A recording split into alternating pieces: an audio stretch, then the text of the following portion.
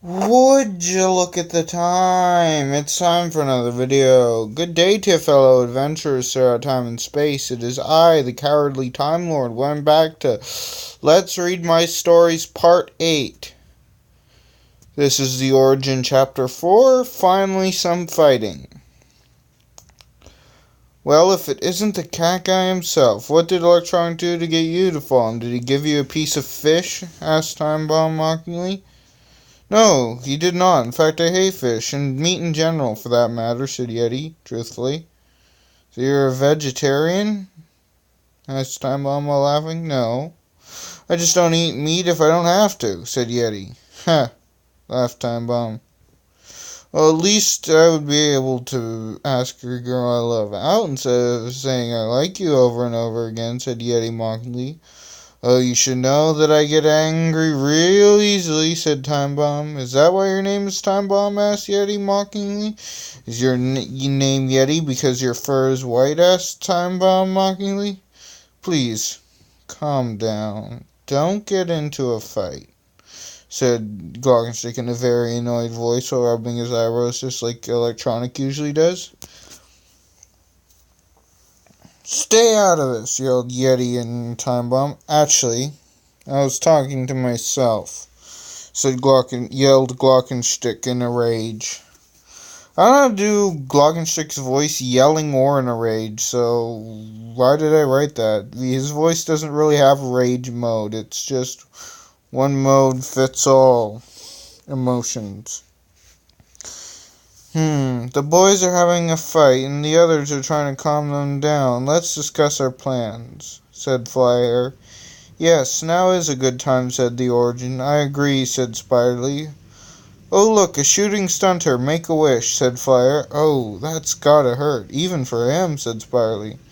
So who do you think we can trust? Asked the Origin, trying to get them back on track. Glockenstick seems alright, said Flyhair. Assuming McGiver would be risky, but still a possibility, said Spirely. Good, they will do nicely, said the Origin evilly. We will betray Electronic when he gets us to the lair, said Flyhair, Spirely in the Origin. Stop this, Glockenstick. You need to control your anger better, said Electronic while slapping Glockenstick's face and giving him a stern look. Probably the dumbest thing that could ever be done in my story, but it's still done. Time Bomb, calm down, said Siren Caster sweetly. Yeti, stop this now and I'll give you a treat, said Electronic nicely. Good, calm them down. By the way, Siren, just tell Time Bomb how you feel about him, whispered Rubber. No, not until I'm sure he feels the same way about me, whispered Siren Caster nervously. Is love really that blind? Asked Rubber. I don't know. We never had that problem, said Electronic. That's because you never tried to hide your feelings from me, said Rubber, giving Electronic a kiss on the cheek. That's true, said Electronic, kissing Rubber back while looking at his gold necklace. Come on, no one died when you fought each other? Well, then again, I guess that makes my job all the more fun, said Driller evilly. Driller! Gender, male, powers controlling, resurrected by dancing, and drilling through any material, yelled Electronic, Stunter, and Glockenstick. Now it's party time. A lot of dead bodies here. Let me fix that, said Driller while dancing. Oh, great, an army of the resurrected, said Glockenstick, thinking about how many times he's been in this scenario. Should be a walk in the park for us, right? Asked Electronic worriedly. Depends on how powerful they were before they died, said Glockenstick truthfully. Oh, that's not good, said Electronic worriedly. Should either get running or fight with everything we got, said Glockenstick truthfully. I say fight. Roar! Yelled Stunter angrily. Great, we have to fight now, said Glockenstick worriedly. Siren, Time, treat these guys like they're ghouls. Yeti, Glockenstick, you're with them. Sunbeam, use a frequency that will disrupt Driller's music. Stunter, turn into tar and stop Driller's dancing. Fire, Sliver, get Grace to safety. Spirely, just do what you do best. And Rubber, stay with me, said Electronic. As always, I will follow you, said Rubber happily. Hey, Electronic Cat, said Glockenstick. Is this the sword key? Asked Electronic. Consider it a gift from out of time, said Glockenstick. How did you get this? Asked Electronic while activating the sword key and getting her rapier. Found it on one of my many adventures. There's no many in there. I found it on one of my adventures, said Glockenstick. Interesting, this conversation isn't over. Yes, it is. It really is, said Glockenstick sternly. Okay, fine then, said Electronic, confused how it ended up anywhere Glockenstick could get it. Driller, who sent you? Asked Electronic. You'll never get it out of me, said Driller. Glockenstick, he is all yours, said Electronic, turning to walk away. Ben, gender male, powers unknown, yelled Driller, scared out of his mind. Ben sent me, but he isn't the boss. Not even Ben knows who the boss is, said Driller. Well, that was easy, said Electronic. Glockenstick, who has power enough to control Ben? Asked Stunter, remembering the foe that he and Electronic created to fight Glockenstick. I don't know, said Glockenstick. No, seriously, who's powerful enough to control Ben? Asked Electronic, wondering if such a thing was even possible. No one that I know of, besides myself and Accolade, of course, said Glockenstick truthfully. Well, I know it can't be you or Accolade. They would never follow you or Accolade, said Electronic. Why is that? Said Rubber. Glockenstick, you should be the one to explain this, said Electronic. Okay, I sacrificed myself, aka Ben, in another time and dimension. Little do I know, the dead version of myself, aka Ben, was still functioning as what I like to call a cybergeist. And Accolade was in charge of that mission, said Glockenstick somewhat truthfully. How did Ben die? Asked Yeti. The easiest way to kill him. By drowning him. Get it? Ben drowned? It's funny, right? Creepypasta? Yeah. Come on, he's a villainous character named Ben.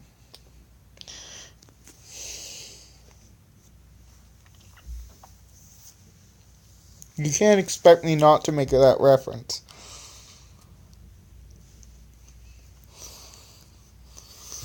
Said Glockenstick truthfully. Chapter 5. Why did this happen? Master, I've come to ask you. What should I do about Electronic? Asked Ben. Bring him to me, said Mr. M commandingly. Alive or dead? Asked Ben. Alive, yelled Mr. M commandingly. What about his friends? Asked Ben. Yeti, Glockenstick, Time Bomb, Siren, Caster, Spiderly, and Silver McGiver you can go ahead and kill. Also, Stunter, Soundbeam, and Flyhair, alive or dead doesn't matter to me. But Rubber and the Origin, I also want alive. It shall be done, said Ben. Please forgive me, Dustin, but the universe must be reset, and it is all my fault. I brought you on a trip through time and space. You died because of me, and I had to reset things then to bring you back. But the reset didn't completely work, but this time it will be a complete reset, said Mr. M sadly. No, it won't, but everything will still work out. Don't worry, Mr. M. Gender male, powers being the best social studies teacher ever. Mr. M is in reference to yet another real person, Mr. Mackenzie. He was a real teacher of mine. He was really great. Sadly, he's retired now. Anyways, back to my story.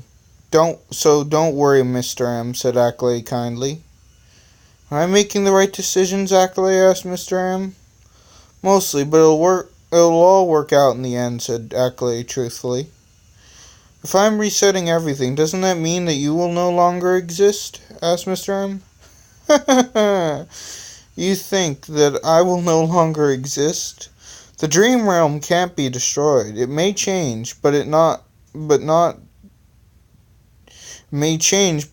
be destroyed, and so long as it exists, at least one of me exists, said Accolade. If you die at the same time as the dream realm gets destroyed, then you will no longer exist, correct? asked Mr. M. Yes, but like I said before, it won't be a complete reset. But it'll work out. It will all work out in the end, said Ackley. What do you mean by it won't be a complete reset? Asked Mr. M. The hotel, the Dream Realm, and the version of Fallout and Skyrim that have been infected both by Venturian and electronic shall stay as they are, said Ackley. Well, I shall see you later, Ackley, said Mr. M. Goodbye, Mr. M, said Ackley. I just hope Ben will lead electronic to me, said Mr. M. They will be very foolish if they think I am anything like Driller. I shall raise all their friends and all their enemies and set up an ambush. Boy, oh boy, is this going to be fun, said Ben evilly. Chapter 6. Time to Die Again. So are you going to use the hand or not? Asked Glockenstick. Just give me a minute. It's pointing to that portal. The new Order of Villains Lair. This new evil is just using their old lair. How unoriginal. Also, don't think too much about what I just said, otherwise you could end up with a headache, said Electronic, rubbing his eyebrows just thinking about it. Suggest me, or is it colder in here than it was last time? Asked Stunter. The heat and power are being directed elsewhere in the facility, said Electronic. How do you know that? Asked Soundcaster. Being able to sense electricity is one of the only powers I didn't give up. It has its perks. Also, it is so cold I can sense where the nearest source of heat is, said Electronic truthfully and jokingly. Well, get over the cold, said Glockenstick. You don't find it cold? Asked Soundcaster in time, being used to the heat of the wasteland. The cold never bothered me anyway, said Glockenstick, used to the cold that one finds deep in a cave or a metal bunker deep underwater. Let it go. Stop talking about the cold. We aren't frozen yet, said Spirely. The Forbidden Movie. I don't know.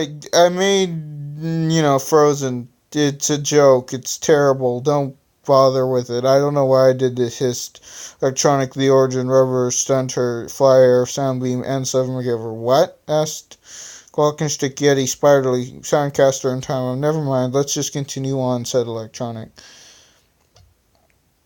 One of the weirdest jokes that serves no purpose. So you have finally arrived. I've been expecting you, said Ben. Ben, how long has it been since last we met? Asked Glockenstick. About 4 weeks in our time, but 4 years of actual time if my math is correct? But then again, with all the dimension distortions, I have no idea. Also, I suggest you take a look around, said Ben. You resurrected everyone. Oh, this is so not good, said Electronic, Stunter, and Glockenstick while looking around. Laughed Ben. Spiderly, pause time, yelled Flyer in the Origin. Ha! Yelled Electronic. Ugh! Screamed Flyer in the Origin in pain. Okay, Spiderly, unpause time for the rest of the group, said Electronic commandingly. Okay, but how did you know we were going to betray you? Asked Spirely. How dumb do you think I am? Asked Electronic. On second thought, don't answer that, said Electronic before Spirely had a chance to speak. How does Spirely have the power to pause time? Asked Rubber. Anybody who dies powers gets transferred to Spirely, so she has Time's powers and everyone else's powers for that matter. And luckily for everyone, I have a strong resistance to Time's powers, said Electronic. So I'm assuming you have a plan to get out of this, asked Spirely. Yes, I do, but there are limits to there are limits even to your power, as you know, so for all of us to escape this, we would have to leave you behind. But no matter how evil you are, how much you have betrayed me, I just can't leave you to die. So Siren, Time Bomb, Rubber, Soundbeam, and Stunter, get Grace to the next room. If I'm not there in a few minutes, go on without me, said Electronic. No, we aren't going on without you, said Rubber. Spiderly, if you would please teleport them to the next room. said Electronic. Yes, Electronic. Sorry about this. Bye, guys, said Spirely. Spirely, one last thing I must say before we start this fight. It's been an honor to travel with you guys, said Electronic. Ah, yelled Yeti. Yeti, no, yelled Electronic. Gah, yelled Sliver McGiver. I think a part of me just died, said Electronic. Really? Said Flyer. What, too soon? Asked Electronic. Sorry, so long, farewell and goodbye, said Glockenstick. Glockenstick, what are you talking about? Asked Electronic. Continue on, this is where... Continue on, this is where my journey truly ends, but my story shall live on. And I give the duty of my story living on to you, Electronic, and Stunter, as well, of course, said Glockenstick truthfully. Goodbye, goodbye, Glockenstick. See you in another place, another time, another life, said Electronic sadly. Spiderly, take this. You will know what to do, said Electronic, giving Spiderly a stack of papers, the top one saying, Go to the realm of Fallout. Flyer, come with me. They should still be waiting, said Electronic happily. Thank goodness you are still alive. Wait, where are the others? Asked Rubber. Time to die again, you resurrected freaks, yelled Glockenstick angrily. Kaboom! Well, there goes Glockenstick now, said Electronic sadly. What? That's impossible. Glockenstick can't die. He's immortal, said Stunter, meaning to say also practically invulnerable. Immortal and invulnerable are two different things, Stunter, said Flyhair coldly. Chapter 7. Time for a reset. Let's continue. I have a feeling that I know who's behind all this. Also, that hand is useless now, so please get rid of it, Flyhair, said Electronic truthfully. Why do you say that? Asked Flyer. I'll just point at you now, said Electronic truthfully. Mumbled Flyhair, angrily, seeing the hand was in fact pointing at her. Instead of saying Mr. Mackenzie, I just went with Mr. Mac. Mr. Mac, I knew it was you, said Electronic carefully. Pay no attention to the man behind the curtain. Sorry, I just had to say that, said Mr. M jokingly. It is totally all right. I understand why you have done what you have done, said Electronic happily.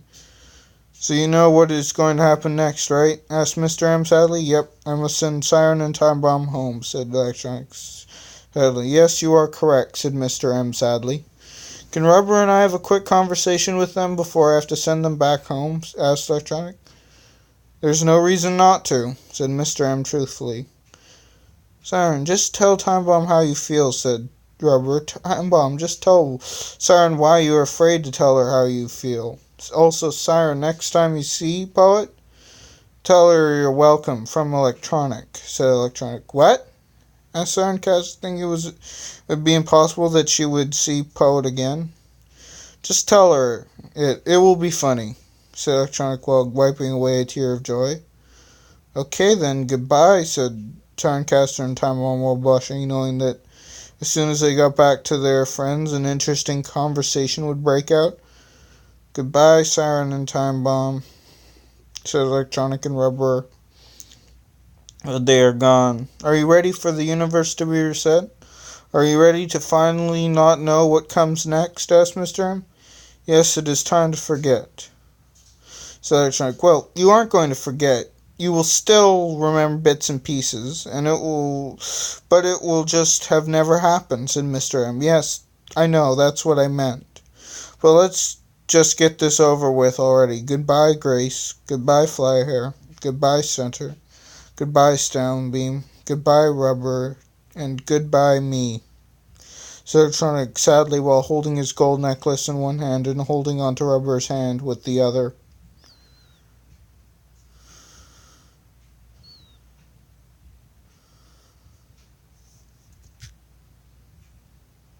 Epilogue. The story ends with me, a boy in grade 11. That's when I finished writing this story. Trying to write a story about what I have seen in my dreams for years.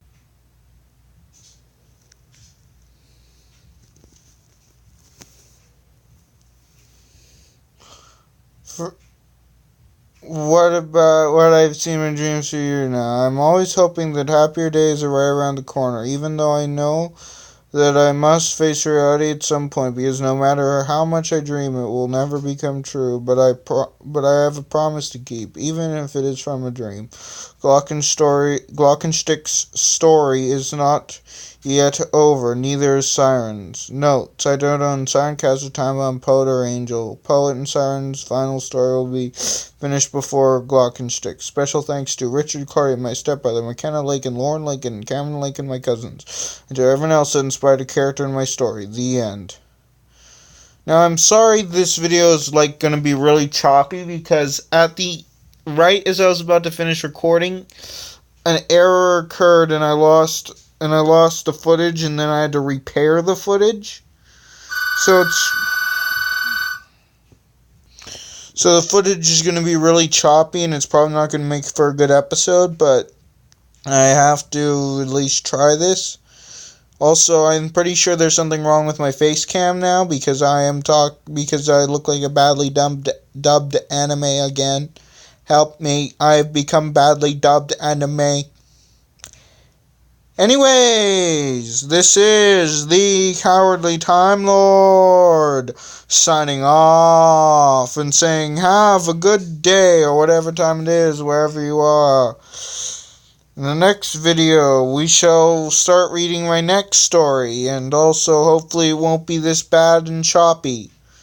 Okay, but until then, I've already said my outro.